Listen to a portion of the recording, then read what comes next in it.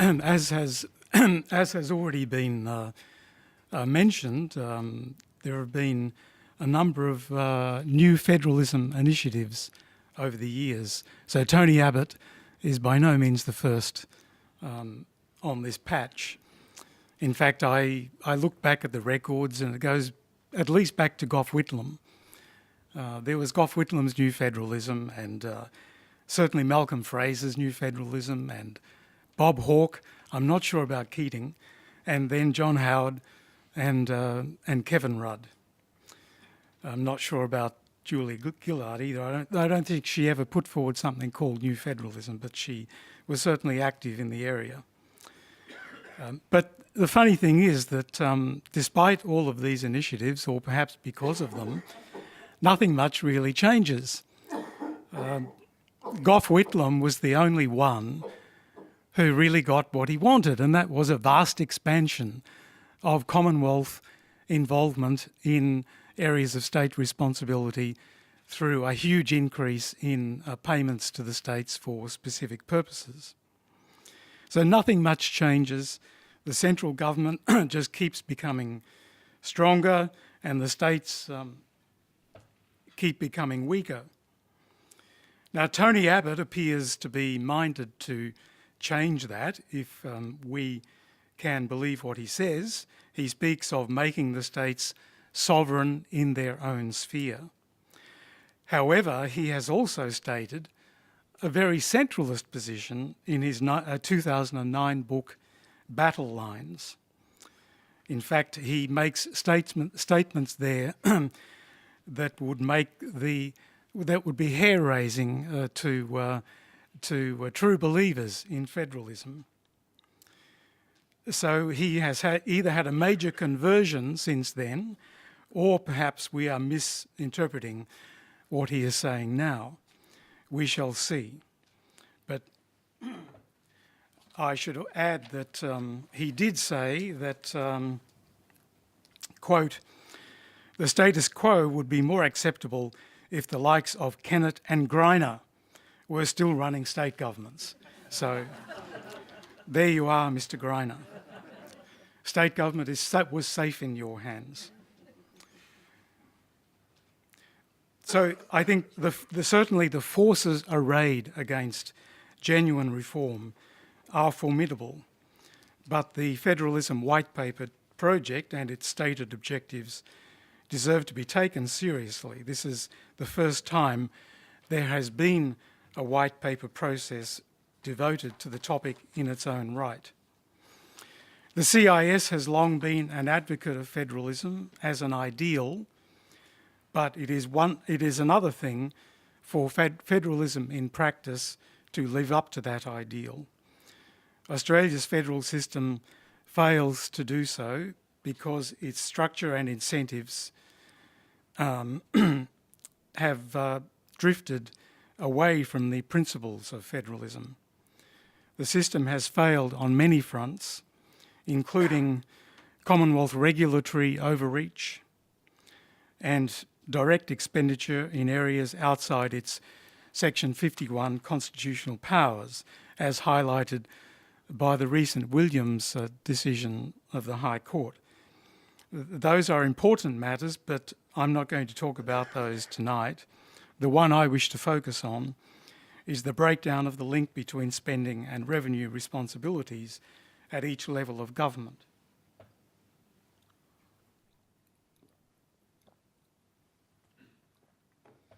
And I'm going to show you a few pictures to help make the points. But my premise is that the system cannot function as it should if accountability of the various tiers of government is lacking and functional responsibilities are not aligned with the power and capacity to raise the requisite revenue. This leads inevitably to the concept of vertical fiscal imbalance, which is at the heart of the accountability problem. It is best illustrated graphically. So the Commonwealth takes in much more revenue than it needs for its own purposes. The states spend much more on their own functions than they raise from their own sources. That's what the vertical imbalance means. But for local government, the spending and revenue raising are more balanced. So you see that's this is the Commonwealth's revenue. Of course, they receive no grants from higher levels of government because there aren't any. The states and territories, the red part is what they receive from the Commonwealth, which is 45% of their total revenue. For local government, the red part is just a tiny sliver, so they don't depend very much on grants. On the expenditure side, that's what the Commonwealth spends for its own purposes, the blue stuff, and that's the grants that they make up here. And for the states and territories, that's what they spend for their own purposes, and a little bit is passed on to local government. So it's this imbalance at the state level that's the problem. And that is resolved by the Commonwealth making both unconditional and conditional grants to the states. The conditional grants have to be spent on specific purposes and are subject to all sorts of checking and monitoring to make sure the states are complying with the conditions. To put some figures on it, in the current fiscal year, unconditional grants will total $55 billion, almost all of this being the pass-on of GST revenue to the states, while the conditional grants will total $46 billion. A degree of vertical imbalance was built into the Federation from day one, and it exists in all federations around the world. So we should not expect it ever to disappear. But the imbalance has become very pronounced in Australia, and its origins are well enough known, namely that the Commonwealth took over income tax from the states in World War II and never gave it back. This led to the states becoming increasingly dependent on Commonwealth grants. And I think what has happened over the years is that the states have developed a dependency or mendicant culture, and the Commonwealth has developed a command culture. And this permeates their relations. What is not so well recognised is that the growth of grants has occurred much more in the conditional type than in the unconditional type. So I went back to 1969-70, that's the blue bars. That was unconditional grants as a percentage of GDP in 1969-70, and in 2013-14, not very much difference, whereas with the conditional grants, there's been a massive expansion, more than a doubling as a percentage of GDP. Back then, in 1969-70, conditional grants were a minor feature of the system, but that was before the Commonwealth became heavily involved in funding public hospitals and government schools, among many other things. The growth of these conditional grants plays a central role in the story of how Australian federalism has evolved. Conditional grants have been the Trojan horse of Commonwealth influence on the provision of public services. That's not to say that unconditional grants are not a problem, but I believe that the conditional grants do most of the damage to federalism because of their sheer magnitude and their potential to distort state policies, as well as to create problems of duplication and overlap. We can see where the conditional grants are largest in this graph. So it shows the main functions of health, education, transport, welfare, housing and environment. So the blue bars are total state expenditure in those areas, and the red bars are the Commonwealth specific purpose grants that help to pay for those amounts shown in blue. So in fact, in those 6 areas, they account for about 85% of the total conditional grants. So that's where the issues loom largest. Now, the case against making conditional grants, it's not absolute. There is a case for some of them, but in Australia, they have blossomed way beyond any reasonable justification. My proposal and it is similar to the one of the Commission of Audit that's already been referred to, though I might add the Commission of Audit wasn't the first to think of it. The proposal is to replace most conditional grants with revenue that the states themselves control by shifting tax power down from the Commonwealth to the states. I emphasise the words tax power rather than tax revenue. This is critical. The Howard government shifted tax revenue down to the states with the GST arrangement, but that did not shift any tax power to the states. The states have no power individually or as a group to vary the GST. And this is a point of difference with the Commission of Audit. As I understand it, what they were proposing was essentially a revenue sharing arrangement of personal income tax, not devolving any power to the states where they could control the rate within their own borders. Constitutional experts believed that the states could not exercise legislative power over the GST or any other form of consumption tax. But there is no constitutional bar to the states imposing their own income tax, provided the Commonwealth cooperates. In the general community, the very idea of a state income tax is usually met with shrieks of disapproval as a knee-jerk reaction, but many of the concerns can be overcome if only we could ever get beyond scare campaigns. The most important point is that any state income tax should be applied to personal, not corporate income, and should begin as a dollar-for-dollar substitute for the existing Commonwealth income tax, not as an additional tax.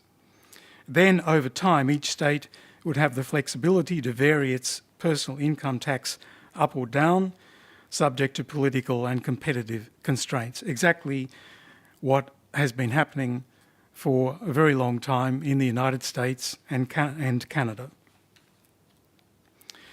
The realignment of expenditure and revenue responsibilities would enable Commonwealth grants to the states to be reduced, and of course, as I've suggested, the first priority should be the conditional grants. And I believe it would be better for the Commonwealth to withdraw completely from whole functions rather than just to have an across-the-board reduction in conditional grants. I believe that public housing should be at the top of the list for the Commonwealth to withdraw. There's no reason for the Commonwealth to be involved in the provision of public housing. And next, although with Jen Buckingham in the room, I hesitate to dip my toe in the water of education, but I would say that the funding of government schools and technical and further education, the Commonwealth should also withdraw completely from those areas. Health is trickier because of Medicare, but Jeremy Sammut is going to talk about that. As the withdrawal of Commonwealth conditional grants for particular functions would be matched by increased general funding, the states would be no worse off financially, but they would have more discretion in the allocation of funds. Over time, as masters of their own destiny, the states would shape their budgets more according to their own priorities.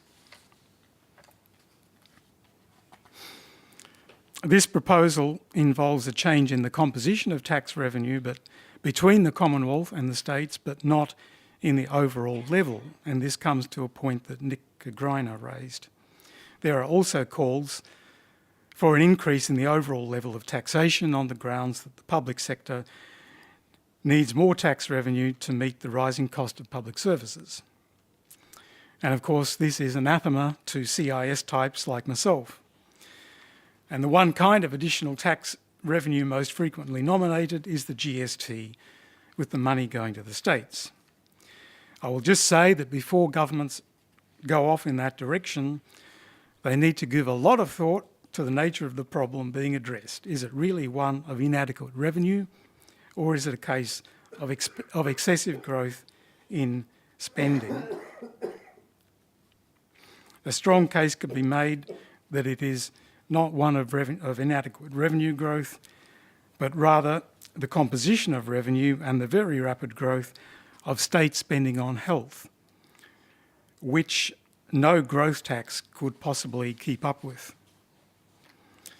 The Commonwealth budget for 2014-15 sharpened the focus on these issues by lowering the growth path of payments to the states for hospitals and schools from 27-18 onwards by changing the annual escalation factors. And you may have heard after the budget of state premiers and others complaining that the Commonwealth was taking $80 billion away from them. Well, this is an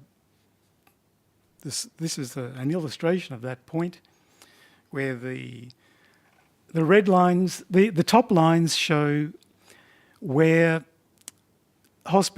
Commonwealth funding to the states for public hospitals was projected to grow up to over 10 years, and ditto for schools. And the budget proposed the change to a much lower rate of growth.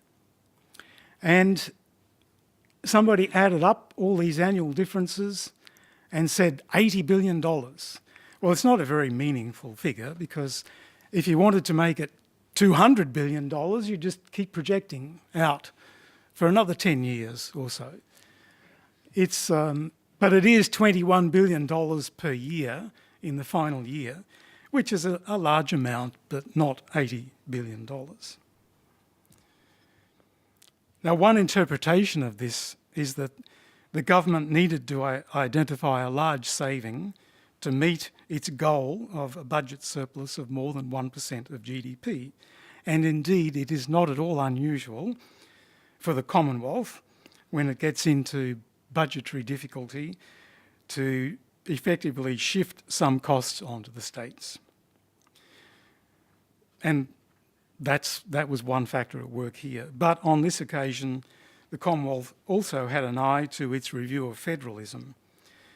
And I think that what they've done here is open up in a tangible fashion the whole issue of which tiers of government should bear which costs. Now, on cue, when this $80 billion figure was mentioned, various people rushed in with the suggestion that the GST must be expanded or increased.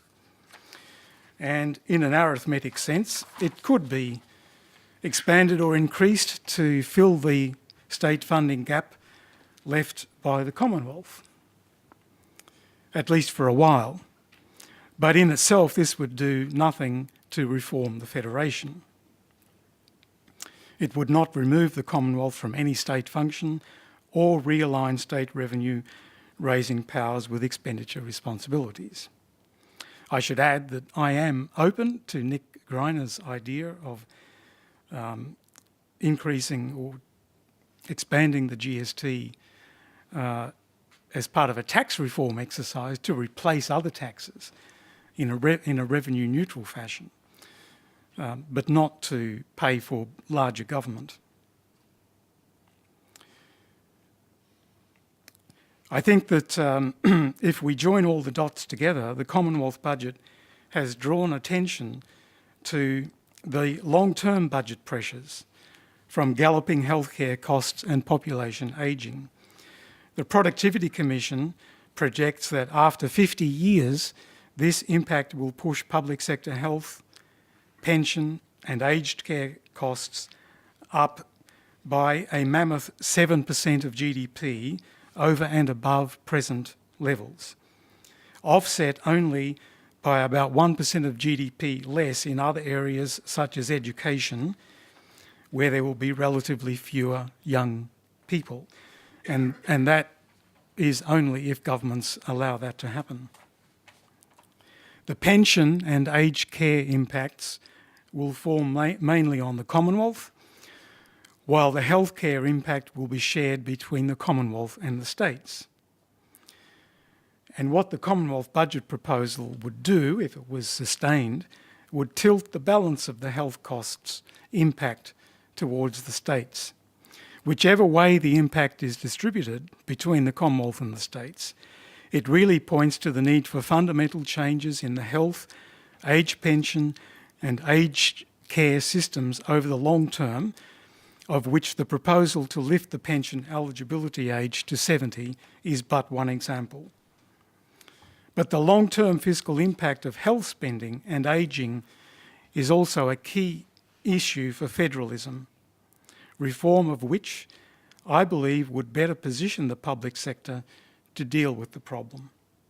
In winding up, I should say that I have focused on the one aspect of federalism that I believe is most in need of reform, but the reform process also needs to address other aspects, such as the way in which GST revenue is distributed to the states through the Grants Commission horizontal fiscal equalisation process. Now, Nick Greiner described this as a second-order issue, and I would agree with him up to a point, but I think that there's really no point in giving the states more revenue-raising power if it's all just going to be equalised away. If it goes through the horizontal equalisation filter, then there's no point in doing it in the first place. So the two things really need to go together. More revenue-raising genuine power for the states and reform of horizontal equalisation, with the equal per capita system being eminently sensible. Thank you.